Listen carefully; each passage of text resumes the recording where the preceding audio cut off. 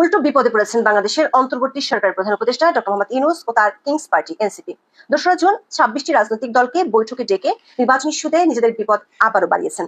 বৈঠকে অংশ নেওয়া ৩২টি রাজনৈতিক দলের মধ্যে কথা বলেছে ২৬টি দল, যার মধ্যে ২৩টি দলই চলতি বছরের ডিসেম্বরের মধ্যে নির্বাচন চেয়েছে। ফলে নির্বাচন নিয়ে নানা কূটকৌশলে আরো এক দফা ব্যাক ফুটে চলে গেল ডক্টর ইউনূস। তবে সূত্রগুলো বলছে এই চাপ কাটানোর কৌশলও ঠিক করে রেখেছে ইউনূস বাহিনী। ধাপে ধাপে ৪টি ইস্যুতে রাজনীতির মাঠ নিজেদের দখলে রাখবে তারা। চেষ্টা করা হবে ডিসেম্বরের মধ্যে নির্বাচন চাওয়া দলগুলোর মধ্যে বিভেদ তৈরি করার। বিস্তারিত জানতে চলুন যাওয়া যাক বিশ্লেষণ।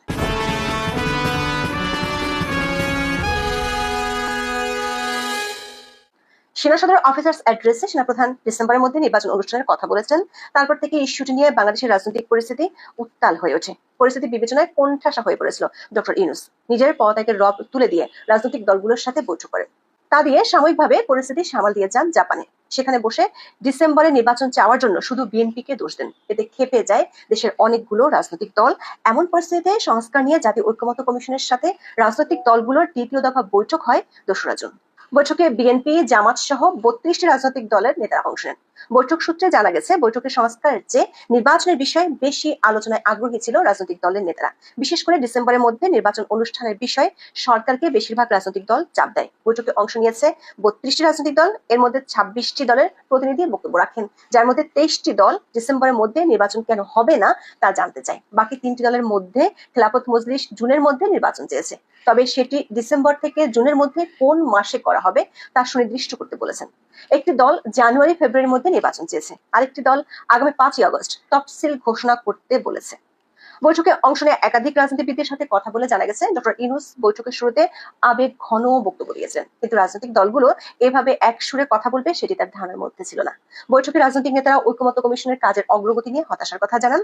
তারা ঐক্যমত্য কমিশনের সহসভাপতির কাছে জানতে চান কেন তাদের কাজে এমন ধীরগতি, এতদিনেও কেন কোন দল কোন সংস্কারে রাজি তার তালিকা তৈরি হয়নি।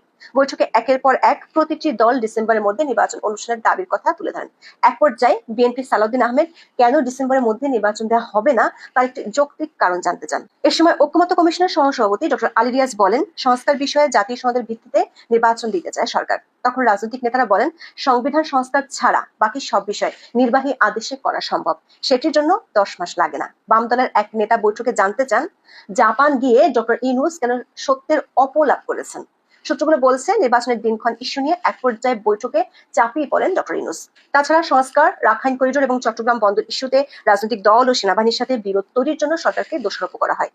বৈঠক শেষে বিএনপির স্থায়ী কমিটির সদস্য সালাউদ্দিন আহমেদ বলেন, জাতীয় নির্বাচন কোনোভাবেই ডিসেম্বরের পর যাওয়ার কারণ নেই। তিনি বলেছেন, এমন কোনো সংস্কার নেই যা ১ মাসের মধ্যে করা সম্ভব নয়। বিএনপির পক্ষ থেকে বৈঠকে স্পষ্টভাবে বলে দেওয়া হয়েছে, সংবিধান সংস্কার বর্তমান অন্তর্বর্তী সরকারের পক্ষে করা সম্ভব নয়। সংবিধান ছাড়া বাকি সংস্কারগুলো নির্বাহী আদেশের মাধ্যমে ১ মাসের মধ্যে করা সম্ভব। দর্শক, সূত্রগুলো বলছে, ডক্টর ইউনূস ও তার মিত্ররা ২রা জুনের বৈঠকে রাজনৈতিক দলগুলোর কাছ থেকে একটি পরিষ্কার বার্তা পেয়ে গেছেন। সেটি হলো ডিসেম্বরের মধ্যে নির্বাচন দিতে হবে, যেমনটা বলেছিলেন সেনাপ্রধান, যেমনটা চায় বেশিরভাগ রাজনৈতিক দলও। প্রশ্ন হলো, ২রা জুন রাজনৈতিক দলগুলোর সাথে বৈঠক করে ডক্টর ইউনূস ও এনসিপি যে বিপাকে পড়লো তা থেকে উত্তরণের উপায় কি? সূত্রগুলো বলছে, এমনটা যে ঘটবে সেটা সরকার আগে থেকেই জানতো। সেজন্য ঈদের পর ডক্টর ইউনূস ও তার মিত্রদের করণীয় কি হবে সেটিও ঠিক করা হয়ে গেছে। তার ইঙ্গিত পাওয়া যাবে জাতীয় নাগরিক পার্টি বা এনসিপির আহ্বায়ক মোহাম্মদ নাহিদ ইসলামের বৈঠক শেষে কি বলেছেন তাতে। নাহিদ ইসলাম বলেছেন, আগামী ৫ই আগস্ট জুলাই অভ্যুত্থানের ১ বছর পূর্ণ হবে। ৫ই আগস্টের আগে জুলাই মাসে যেন জুলাই সনদ রচিত হয়। জুলাই সনদ হওয়ার আগে যেন নির্বাচনের তারিখ ঘোষণা না করা হয়। এতে সংস্কার প্রক্রিয়া ব্যাহত হতে পারে বলে তিনি দাবি করেন। নাহিদ ইসলাম আরো বলেছেন, নির্বাচনের আগে নির্বাচনী আইন সংস্কার ও নির্বাচন কমিশন পুনর্গঠন করতে হবে, কারণ তার দলের কাছে মনে হয়েছে বর্তমান সরকারের আমলে গঠিত নির্বাচন কমিশন নিরপেক্ষ নয়। দর্শক, খেয়াল করে দেখুন, নাহিদ ইসলাম ৪টি সুনির্দিষ্ট দাবি করেছেন। সেগুলোর মাধ্যমে নির্বাচন যাতে ডিসেম্বরের মধ্যে না হয় সেজন্য ঈদের পর রাজনৈতিক পরিস্থিতি উত্তপ্ত করার পরিকল্পনা আছে। প্রথমটি হলো জুলাই ঘোষণাপত্র। ১০ই মে আওয়ামী লীগকে নিষিদ্ধ করার সিদ্ধান্ত হয় উপদেষ্টা পরিষদের বৈঠকে। সে বৈঠকে আরো সিদ্ধান্ত হয়েছিল, জুলাই ঘোষণাপত্র পরবর্তী ৩০ কার্যদিবসের মধ্যে চূড়ান্ত করে প্রকাশ করবে সরকার। সরকার ১০ই মে যে ৩০ কার্যদিবসের কথা বলেছিল সেটি শেষ হবে 30 জুন। সূত্রগুলো বলছে জুলাই ঘোষণাপত্র নিয়ে গত ডিসেম্বর থেকে এরই মধ্যে বেশ কয়েক দফা নাটক মঞ্চস্থ করা হয়ে গেছে। বৈষম্যবিরোধী ছাত্র আন্দোলন ও জাতীয় নাগরিক কমিটি গত 31 ডিসেম্বর ঢাকার কেন্দ্রীয় শহীদ মিনারে জুলাই গণ অভ্যুত্থানের ঘোষণাপত্র প্রকাশ করতে চেয়েছিল। এই ঘোষণাপত্র নিয়ে তখন দেশের রাজনৈতিক অঙ্গনে নানা আলোচনা তৈরি হয়। হঠাৎ ঘোষণাপত্রের বিষয়টি কেন সামনে আনা হলো, এর প্রভাব কি হতে পারে তা নিয়ে বিভিন্ন মহল থেকে প্রশ্ন ওঠে। অন্তর্বর্তী সরকার প্রেস উইং তখন এই উদ্যোগের সঙ্গে সরকার সম্পৃক্ত নয় বলে উল্লেখ করেছিল। তড়িঘড়ি করে একদিনের মধ্যে 30 ডিসেম্বর রাতে জরুরি প্রেস ব্রিফিং এ প্রধান উপদেষ্টার প্রেস সচিব জানিয়েছিলেন, অন্তর্বর্তী সরকারের পক্ষ থেকে জাতীয় ঐক্যমত্যের ভিত্তিতে জুলাই আন্দোলনের একটি ঘোষণাপত্র তৈরির উদ্যোগ নিয়েছে। ওই রাতে বৈঠক করে 31 ডিসেম্বর শহীদ মিনারে মার্চ ফর ইউনিটি কর্মসূচি ঘোষণা করে বৈষম্যবিরোধী ছাত্র আন্দোলন ও জাতীয় নাগরিক কমিটি। ওই কর্মসূচি থেকে জুলাই ঘোষণাপত্র প্রকাশের জন্য অন্তর্বর্তী সরকারকে 15 জানুয়ারি পর্যন্ত সময় বেঁধে দেওয়া হয়। তবে 10 জানুয়ারি এসে অন্তর্বর্তী সরকার আবার মত পরিবর্তন করেছিল। সেদিন বলা হয় জুলাই ঘোষণাপত্র সরকার দিবে না, ফ্যাসিলিটেট করবে। ঘোষণাপত্র তৈরির জন্য রাজনৈতিক দল ও অন্যান্য অংশীজনের সঙ্গে সরকার আলোচনা করবে। সে অনুযায়ী 16 জানুয়ারি প্রধান উপদেষ্টা ডক্টর ইউনূস বিএনপি ও জামাত ইসলামী সহ কয়েকটি রাজনৈতিক দলের সাথে বৈঠক করেন। সে বৈঠকে জুলাই ঘোষণাপত্রের একটি খসড়া তুলে ধরা হয়। বিএনপি সহ একাধিক রাজনৈতিক দলের নেতারা বলছেন, গত 16 জানুয়ারি প্রধান উপদেষ্টা যে সর্বদলীয় বৈঠক হয়েছে বলে দাবি করেছিলেন, সেটি ছিল একটি আইওয়াস। ওখানে জুলাই ঘোষণাপত্র নিয়ে কোনো ঐকমত্য হয়নি বলে সরকারের পক্ষ থেকে 23 জানুয়ারি পর্যন্ত সময় দেওয়া হয়েছিল খসড়া নিয়ে মতামত দেওয়ার জন্য। রাজনৈতিক দলের নেতারা বলছেন, জুলাই ঘোষণাপত্রের 72 সংবিধান স্বাধীনতার শহীদ ও মুক্তিযুদ্ধে অংশগ্রহণকারীদের প্রত্যাশার প্রতিফলনে ব্যর্থ হয়েছিল। বাক্যটি নিয়ে বেশিরভাগ দলের আপত্তি আছে, কেননা মুক্তিযুদ্ধে শহীদ ও মুক্তিযুদ্ধে অংশগ্রহণকারীদের আশা আকাঙ্ক্ষার প্রতিফলন 72 সংবিধানে ছিল। পরে ওই সংবিধানকে সংশোধন করা হয়েছে, যেটি 72 সংবিধানের সমস্যা নয়, সমস্যা রাজনৈতিক দলগুলোর পক্ষ থেকে আরেকটি বড় প্রশ্ন তোলা হয়েছে। সেটি হলো, এর নাম দেওয়া হয়েছে প্রোক্লেমেশন অফ জুলাই রেভলিউশন বা জুলাই বিপ্লবের ঘোষণাপত্র। কিন্তু বিএনপি সহ আরো একাধিক রাজনৈতিক দল যারা জুলাই অভ্যুত্থানে সক্রিয় ছিল, তারা এই অভ্যুত্থান বা আন্দোলনকে বিপ্লব বলে মনে করে না। বিএনপি সহ কয়েকটি সমমনা দল গত জানুয়ারি ফেব্রুয়ারিতে বৈঠক করে বিষয়টি সরকারকে জানিয়ে দিয়েছে।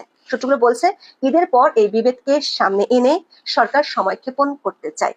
ঈদের পর বিএনপি ও সমমনা দলগুলো ডিসেম্বরের মধ্যে নির্বাচনের দাবিতে মাঠে নামবে।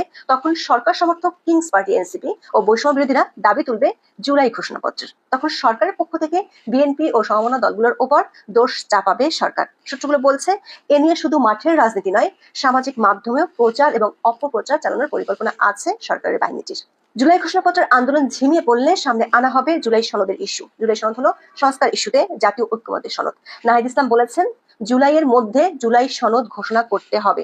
দর্শক, এটি নতুন কিছু নয়, বরং সরকারও যে তেমনটি চায় তা আগেই পরিষ্কার হয়ে গেছে ঐক্যমত্য কমিশনের সহসভাপতির কথায়। গত 26 মে তিনি বলেছিলেন, জুলাইয়ের মধ্যে জুলাই সনদ প্রকাশ করা হবে। কিন্তু খেয়াল করে দেখুন, বিএনপি সংবিধান সংস্কার পার্লামেন্ট ছাড়া সম্ভব নয় বলে জানিয়ে দিয়েছে। অথচ সরকার, এনসিপি ও জামাত চায় জুলাই সনদের মাধ্যমে সংবিধান বাতিল করে নতুন সংবিধান লিখতে। সূত্রগুলো বলছে, বিএনপি যখন এ নিয়ে আপত্তি তুলবে, তখন জামাত ও এনসিপির পক্ষ থেকে গণভোটের দাবি তোলা হবে। অথচ বর্তমান সংবিধান অনুযায়ী গণভোটের কোনো সুযোগ নেই। নতুন সংবিধান বাস্তবায়নের জন্য গণপরিষদ নির্বাচনের দাবিতে আবারও যমুনার সামনে কর্মসূচি পালন করবে এনসিপি। এনসিপির একাধিক সূত্র বলছে, জুলাই ঘোষণাপত্র ও জুলাই সনদ এবং গণভোটের দাবি না টিকলে ডিসেম্বরে নির্বাচন ঠেকানোর জন্য নতুন দুটি দাবি একসঙ্গে তোলা হবে। প্রথমটি হলো নির্বাচন কমিশন পুনর্গঠন এবং দ্বিতীয়টি জাতীয় সংসদ নির্বাচনের আগে স্থানীয় সরকার নির্বাচন অনুষ্ঠান। বিষয়টি নিয়ে অনলাইন অফলাইনে ব্যাপক প্রচার চালানোর পরিকল্পনা আছে দলটির।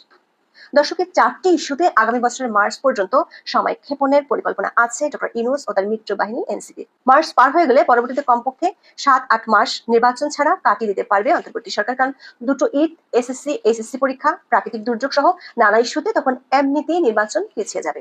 ততদিনে রাজনৈতিক দলগুলো, বিশেষ করে বিএনপির দাবি দুর্বল হয়ে যাবে। দর্শক, রাজনৈতিক দলগুলোর ডিসেম্বরের মধ্যে নির্বাচনের যে দাবি, সেটি ঠেকিয়ে দিতে হলে ডক্টর ইউনূসের এই পরিকল্পনা কতটুকু সফল হবে তা নির্ভর করছে সময় ও পরিস্থিতির উপর। সাথে আছে দেশি বিদেশি কিছু স্টেক হোল্ডার, যারা পুরোপুরি ডক্টর ইউনূসের বিপক্ষে গেলে তখন দেখা দিতে পারে নতুন নাটক, তৈরি হতে পারে নতুন পরিস্থিতিও।